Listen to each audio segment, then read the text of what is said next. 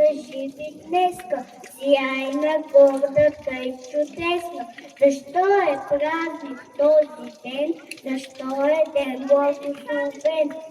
Аз съм България, вървя по земята 13 века. Днес празнувам свободата и страдам, чиста свята. Какво е свобода, кажи, защо сърцето ми крепти? Свобода е смелост жива, вяра силна, несломима. Тя е подвиг и любов към род и чест и към народ. Ще те обичам, земя свята, най-красива на света. Ще те пазя в душата, теб и твоите чеда, умирали за свободата, за народ и за страна. Аз съм България, земя на сила и борба, с кръв и подвиг съм изгряла през вековната съдба. Пазете знамето ми свято, пазете своя род и чест, за да бъде вечно жива памета за свят завет.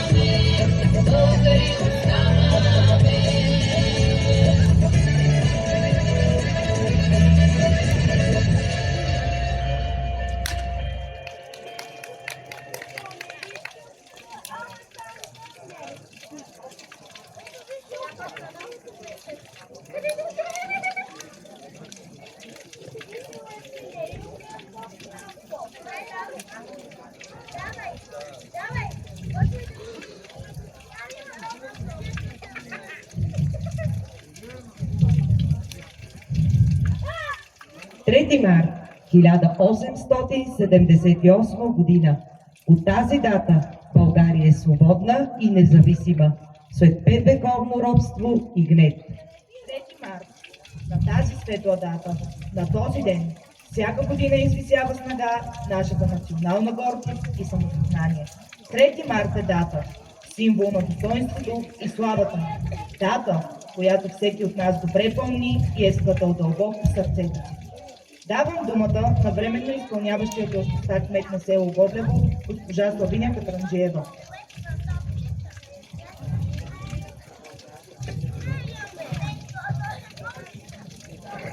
Скъпи жители и гости на село Годлево, днес камбанния звън на 3 март сякаш отеква не само в планината над нас, а и в сърцата ни. Това не е просто празник, това е ден на памет, ден на благодарност, ден, в който усещаме колко скъпо е платена свободата ни. Днес е свещена дата за всички нас, защото на този ден, преди 148 години, след 5-вековно османско робство, България възкръсва за нов живот. На 3 март 1878 година е подписан Сан-Стефанският мирен договор, с който отбелязваме края на една война. Тази война за нас, българите, е символ на успеха на националните борби, символ на мечтите, символ на новото национално самочувствие и достоинство. Тя е едно ново начало за нашия народ. Когато изричаме България, нека го правим с обич и с признателност. Днес е ден, в който да сведем глава, но и да вдигнем поглед с надежда. Да си обещаем, че ще пазим свободата си не само от външни заплахи, а и от общото безразличие. Че ще възпитаваме децата си с уважение към миналото и с любов към България. Че ще бъдем по-добри един към друг. Защото силата на една нация започва от малките общности, като нашата. Нека бъдем достойни наследници на онези, които ни завещаха свобода. Нека помним, нека обичаме, нека градим. Да живее България, сърцата ни, делата ни, бъдещето на нашите деца. Честит национален празник! Да живее България! Благодарение на Русия! Една робска нощ, безкрайна като майчина мъка, бе отнел правото на България да има свои празници. 5 века разделяха народа ни от света.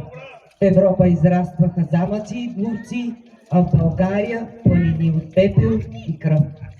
Своя бесен танц ятаганът постилаше полетата с тела и погром. И когато светът вървеше напред, България се изправи окървавена и разпиляна от бездната на своята 5-вековна мъка.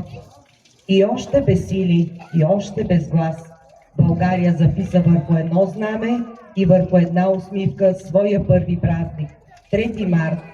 Жаждата за свобода остави в паметта на българина бунтовни кладници като чипурци, църковни костници като Батак и Перущица, светилища на покопата като Къкринското ханче, столици на революционни правителства като Ловеч и Панагюрище. На Шипка и до днес стоят и ни говорят за освобождението. Един паметник, един храм и една картина. Шипка е върховният жребий, който върна на българския народ откраднатото национално присъствие и принуди европейските държави да коригират своите карти с едно заправено име – България. И това става на днешния ден, 3 март, преди 148 години в Сан Стефано.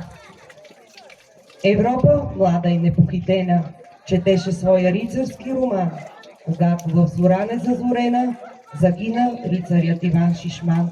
Европа плачеше за Жулиета, Европа се прехласваше по Бах, а с вълчи вой в тракийските поета вървяха готниците на Алах. Когато обкръжена от слугини, Тя тънеше в ухолство и разкош. В сол на пазара за рубини, геутките вървяха 5 за грош. Когато тя строеше катедрали и замъци в стария Балкан, скърбяха тънки липови кавали и плачеха за отдънга стоян. Въздигаха се кървави калета, градени с отрязани глави, и всъщност си остана непревзета страната на хайдушките орли. А беше колкото кълпак голяма, широка колкото следа от лъв, но се превърна в страшна вълча яма, покрита с кости, залята с кръв. С кремали и капушка, с проста сопа, с камъни и стрели от бучиниш, дедите ни завардиха Европа и турците не стигнаха Париж. О, майко моя, годино мила, защо тъй жално, тъй мило плачеш? Гарване и ти тук подлета, да чий гроб там тъй грозно грачиш. О, зная, ти плачеш, майко, затуй, че ти си черна рубиня, затуй, че твоя свещен глас, майко, е глас без помощ, глас в пустиня. Плачи, там близо е град София, търчи, аз бях черно бесил и твоя един син Българио. Виси на него със страшна сила, гарване крачи зловещо, пета и вълчевият в полята, старци се молят благоворещо, жените плачат, пищят децата, зимата пее своята зла песен, вихове гонят тръни в полята, и студ, и мраз, и плач без надежда, навягат на теб с кръв на сърцето.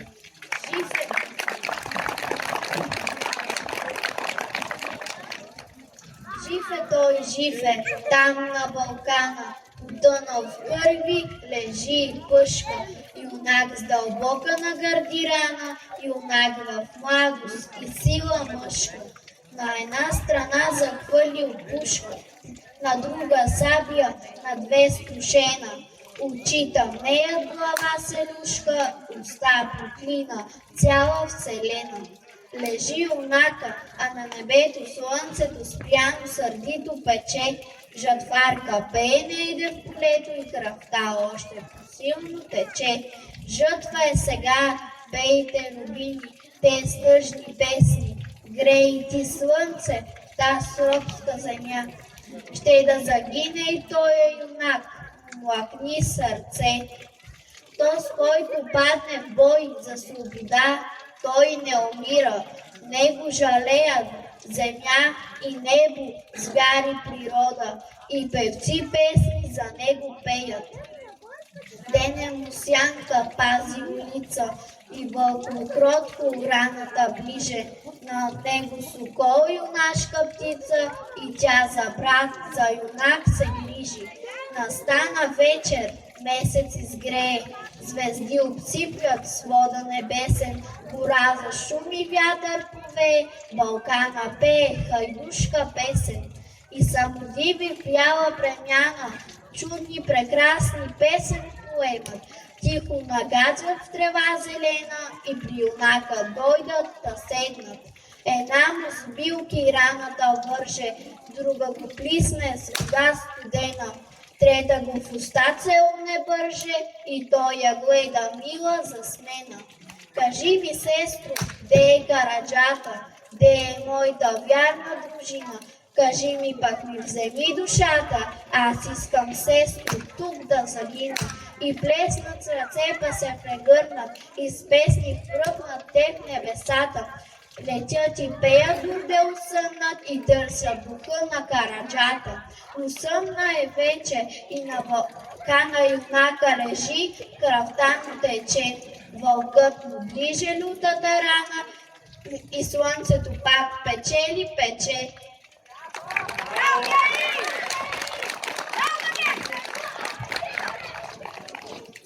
О, шипка! 3 деня младите дружини как в прохода бранят. Горските долини трепетно повтарят, на боя ревът. Пристъпи ужасни, 12-ти път.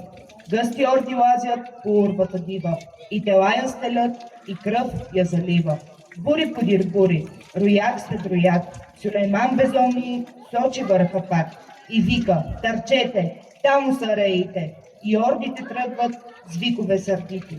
И ела трамозно, въздуха разпра, върхът отговаря с други вик ура. И с нов дъжд куршуми, камъни и дърве, дружините наши оплискани с кърви. Пушка ти отблъскват, без сигнал, без ред, всякой гледа само да бъде напред. И гърди геройски, на смърт да изложи, и един брат повеч мъртъв да положи. По шкалата екнат, турците реват, насипи налитат и падат и мрът. Идат като тигри, бягат като овци, и пак се завръщат българи орловци. Като лъвове тичат по страшни редут, не сещат ни жега, ни жажда, ни труд. Штурмът е отчаян, отпорът е лют. 3 дни вече се бият, но помощ не иде. От никъде взорът надежда не види, и братските орли не върчат към тях. Нищо, те ще паднат, но често, без страх, качъпа спартанци под гърданък сърца. Талазите идат, всичките на штрек са. Последният напън вече е настал. Тогава стоекът наши генерал ревна орловно. Млади опълченци, венчайте България, славнови венци. На вашата сила царят повери прохода, вината и себе дори. При тези думи силни, дружините горди очакват геройски душманските орди, бесни и шумещи. О, геройски час! Вълните намират канарито газ, патроните липсват, но голите траят. Щикът се прекупва, гърдите остаят, и сладката радост до крак да измрат пред цяла вселена на то славен ръд. С една смърт юнашка и с една победа, България цяла сега нази гледа. Този връх висок е, тя ще ни съзре, ако би бегали, да мрем по-добре. Няма вече оръжие, има хекатомба. Всяко дърво мече, всякой камък бомба, всяко нещо удар, всяка душа плам. Камъни и дърве изчезнаха там. Грабайте телата, някой се изкряска, и трупове мъртви пръкнаха за вчаска. Кът демони черни, на черни и рояк, катурят, стропалят, като живи пак. И турците тръпнат, друг път не видели, в едно да се бият, живи и умрели. И въздуха цепят, с демонски вик, боят се обръща на смърт и на щик. Героите наши, като скали твърди, желязото срещат в железни си гърди.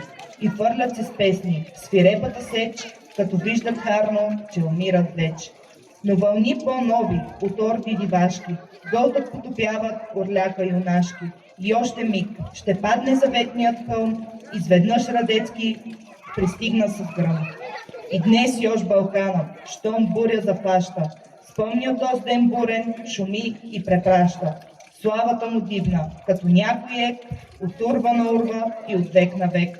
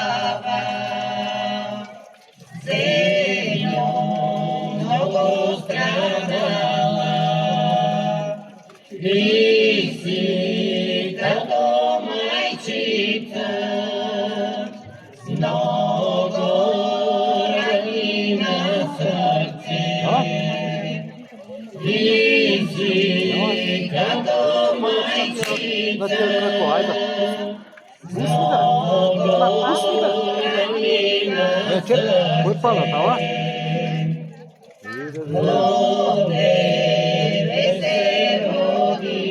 Автор па на всеки чу пред селото Лизвалец. Чува? Аз съм тук вид.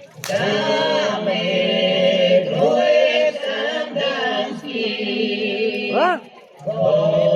Най-бре, че ме дразни.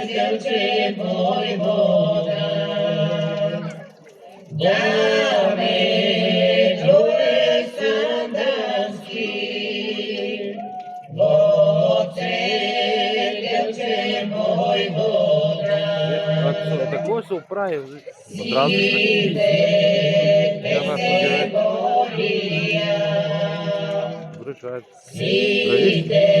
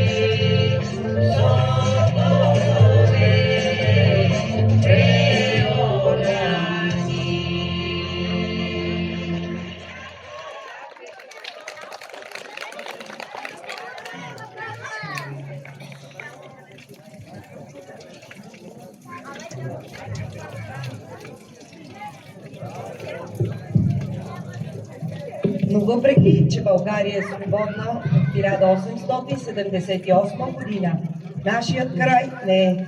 Разложката котловина се освобождава много по-късно.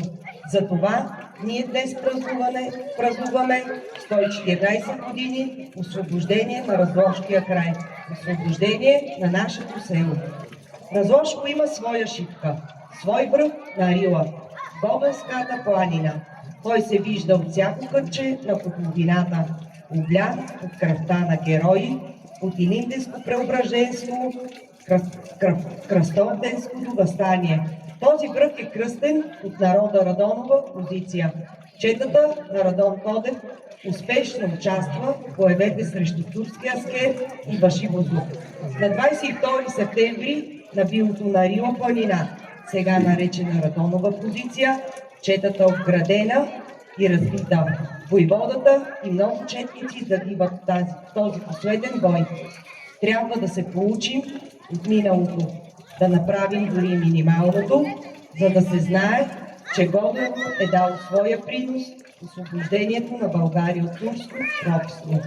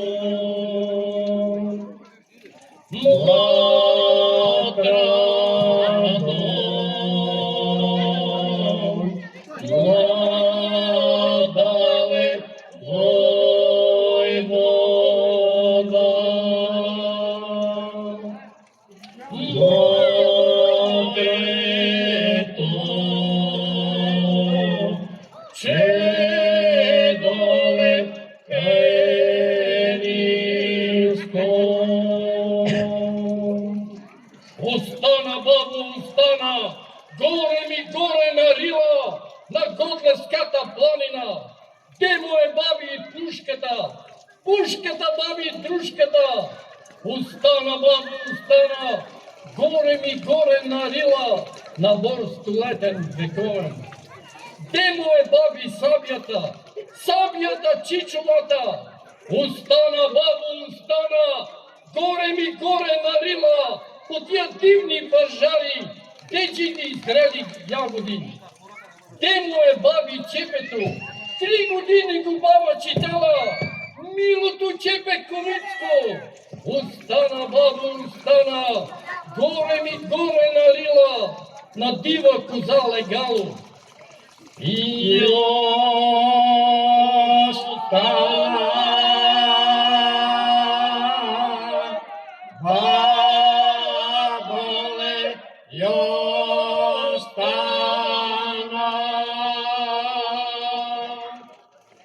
Горе ви, гореле нарила,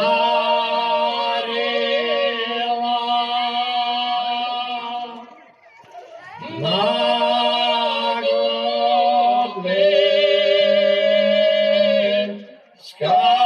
скатале планина.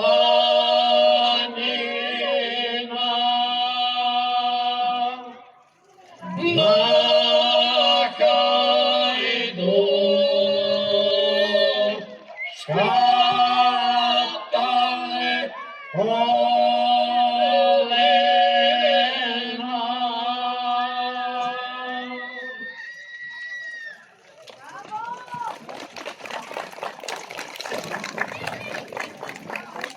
Много са хората дали живота си за свободата.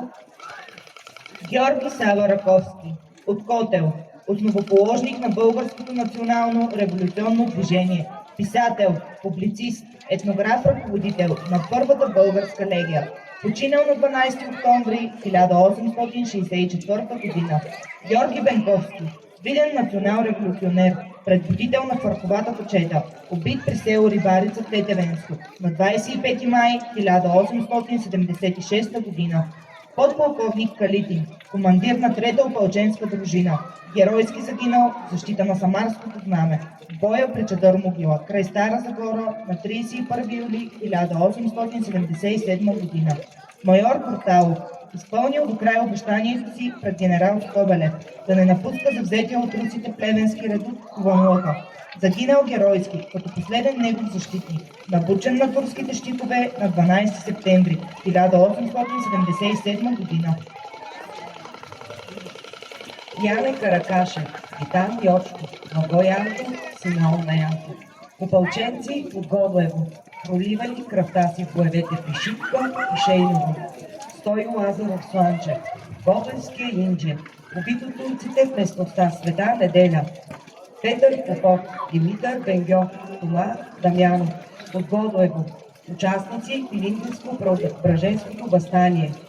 Партени Петров Гешев, учител, духовник и революционер, родом от село Годлево. Организира заедно с Василевски Пазарджишки революционен комитет.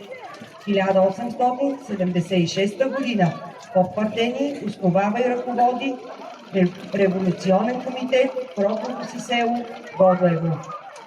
И хиляди знайни и незнайни синове и дъщери отдали живота си за свободата на България. Моля с едноминутно мълчание и падане на колене да почетем паметта на загиналите в боевете за освобождението на България.